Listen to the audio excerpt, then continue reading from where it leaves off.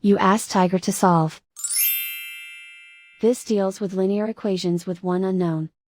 The final result is c equals -6/13. Let's solve it step by step. Simplify the expression.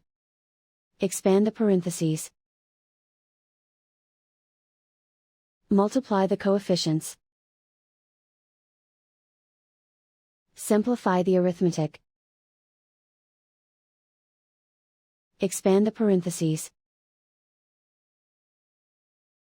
Multiply the coefficients.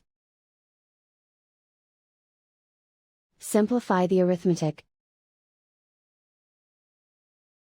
Group like terms. Combine like terms.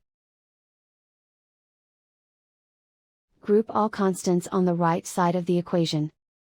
Subtract 24 from both sides. Simplify the arithmetic.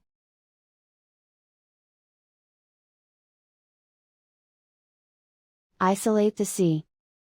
Divide both sides by 52.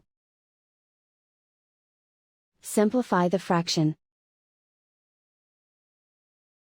Find the greatest common factor of the numerator and denominator. Factor out and cancel the greatest common factor. And so the final result is c equals -6/13.